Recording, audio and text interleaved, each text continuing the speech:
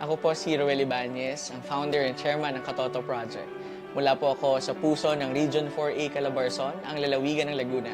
From the arts capital of Laguna and the carving capital of the Philippines, ang minamahal po naming bayan ng Paete.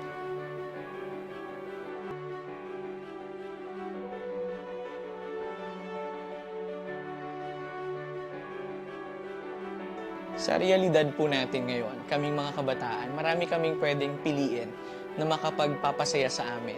At marami dito yung libangan na iba yung sayang may bibigay sa amin. Pero nung nakilala namin ang voluntarismo, mas malalim na kasiyahan yung binigay niya sa amin. It is not just about self-fulfillment.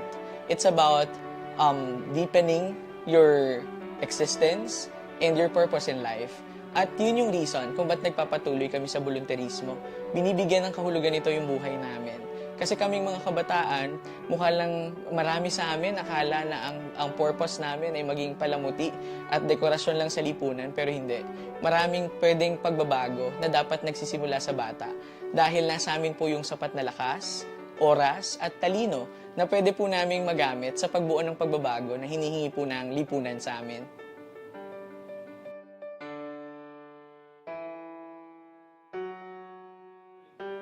Mula pa man po 2015, ang aking pong mga samahan na pinamamahalaan sa simbahan at pangsibiko ay engaged na po sa mga services na binibigay po sa mga poorest of the poor communities. At lalo itong umigting nung dumating ng pandemya. That's why we decided to came up with the decision na gawin na pong formal na samahan as an accredited non-governmental organization. Dati po nagsimula kami bilang mga magkakaibigan lang. And then nagkaroon ng calling for us na mas i-extend pa yung ginagawa naming mission sa community namin. That's why nabuo ang Katoto Project formally noong 2020. In the midst of enhanced community quarantine. At ang una naming purpose dito, alamin namin kung sino yung sektor na dapat naming tapikin para may gawin na pag-unlad sa kabila ng hirap na pinagdadaanan during the pandemic. At nakita namin na ang pinakamahirap na sektor na dapat tulungan dito ay ang sektor ng kabataan. Dahil hindi lahat sila ay bukas sa realidad kung ano nga ba yung pandemic. Lalo yung maliliit na bata, mahirap ipaliwanag dahil hindi nakikita yung kalaban ng panahong yun.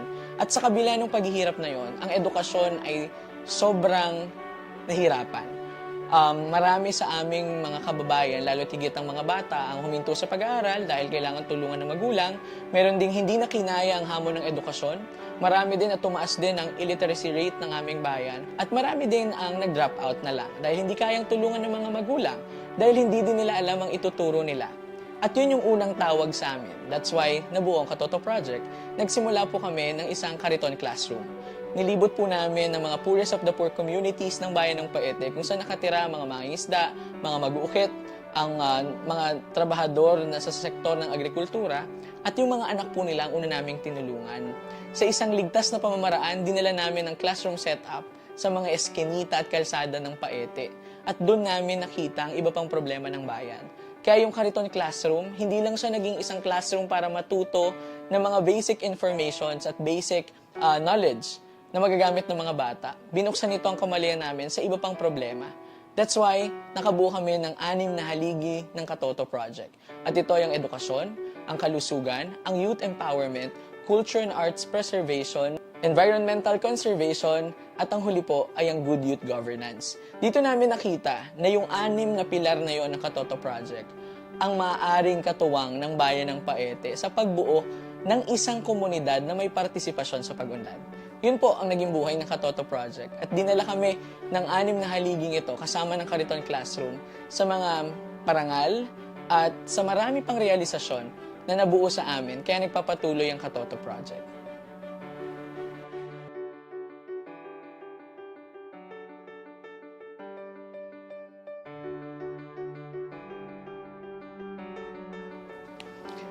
Sobrang yaman po ng Paete, hindi lang sa likas na yaman, lalo't higit po sa kultura at mamamayan.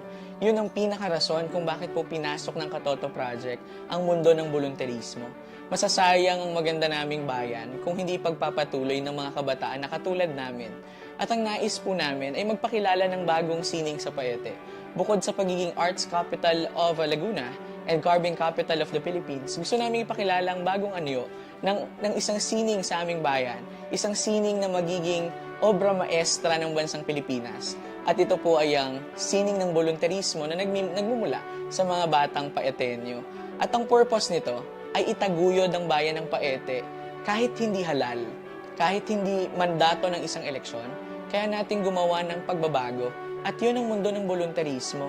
At ini-imagine namin parate na kung ang lahat ng batang Paetenyo, ang lahat ng batang Pilipino ay engage sa volunteerismo, siguro ang Pilipinas ay nasa lugar at disposisyon na pinapangarap natin matagal ng panahon.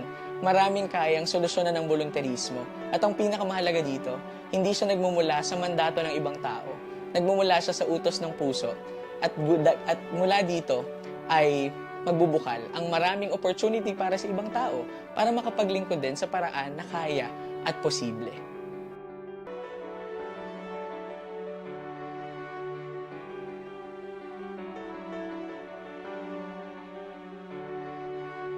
Bilang isang kabataan sa isang maliit lamang na bayan ng Paete, naniniwala ako na umukit ng ingay ang Katoto Project dahil napatunayan nito na ang batang Paetenyo ay may alam at pakialam. And for me, these are the most significant contributions of Katoto Project.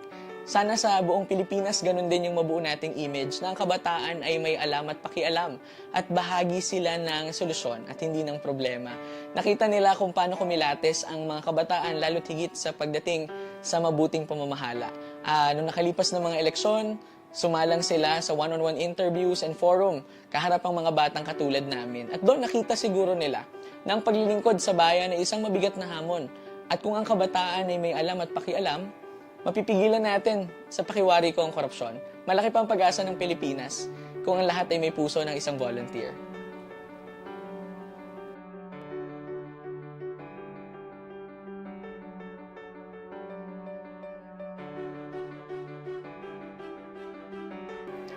Para sa lahat ng kabataang Pilipino, sa mga kababayan namin sa Paete at sa buong bansang Pilipinas, ang tamang panahon para mag-ambag sa Pilipinas ay ngayon.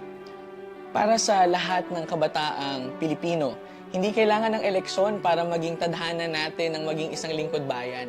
Nasa ating mga kamay, nasa ating sariling mga oras at lakas, ang tamang panahon para makapaglingkod sa bayan. At yun na yung ngayon. Piliin ang tumugon sa tawag ng volunteerismo.